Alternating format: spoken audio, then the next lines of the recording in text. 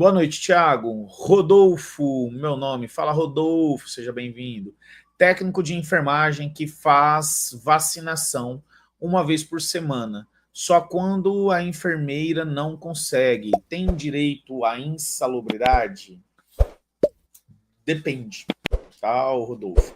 Depende, cara. Se tratando de insalubridade, nós vamos fazer uma análise, no caso aí agentes biológicos, né? Você tá eu acredito que o foco aí é agentes biológicos, lembrando que o adicional de insalubridade eu tenho que analisar os riscos, tá? Então, eu não focaria só nos agentes biológicos aqui, eu tentaria analisar outros riscos. Mas eu acredito que o teu caso aí, você esteja querendo saber sobre agentes biológicos. Então, se tratando do anexo 14 da NR15, cara, se tratando do anexo 14, insalubridade de grau máximo, eu não vejo enquadramento, tá?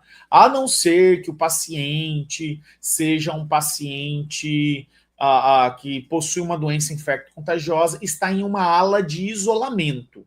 Tá? Aí sim, com uma exposição permanente a esse paciente que está numa ala de isolamento, né, haveria sim enquadramento de insalubridade de grau máximo nesse caso, tá? Agora, se tratando da insalubridade de grau médio, tem algumas análises que nós temos que fazer. Primeira análise que tem que ser feita.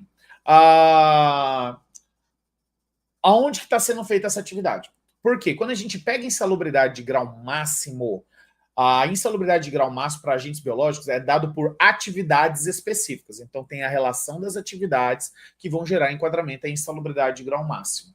Para a insalubridade de grau médio, não é em relação às atividades. A insalubridade de grau médio é em relação ao local aonde a atividade está sendo executada. Tanto é que, quando a gente pega lá a insalubridade de grau médio do anexo 14 do NR15, trabalhos e operações em contato permanente com pacientes, animais ou material infecto-contagiante em aonde? Em algum local. Então, insalubridade de grau médio, se você pegar ali, praticamente todas as atividades que estão escritas ali estão vinculadas a um local. Então, que local que o trabalhador está executando a atividade? Então, nesse caso aí de vacinação, igual você está falando, você tem que ver qual é esse local. Onde que é? Esse local é um hospital? É um serviço de emergência? É uma enfermaria? É um ambulatório? É um posto de vacinação? Né? Ou ele é um estabelecimento destinado aos cuidados de saúde humana? Como é que eu sei que ele é um estabelecimento destinado aos cuidados de saúde humana?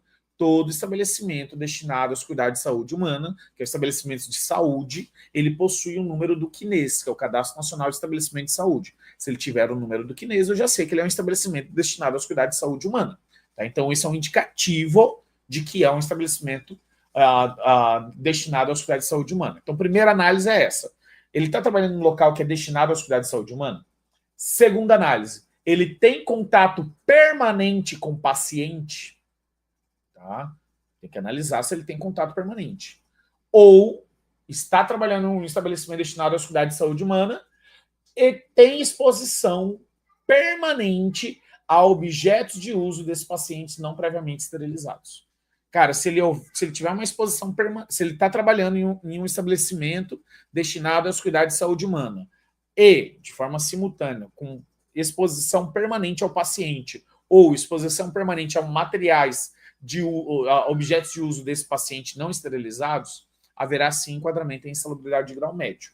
Caso contrário, Rodolfo, não vai ter enquadramento.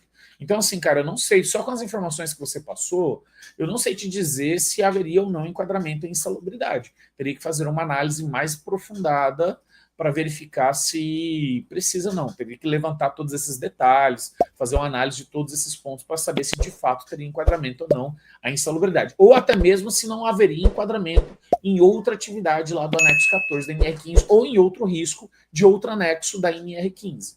Tá? Então, com essas informações que você passou, era isso que eu analisaria, tá bom?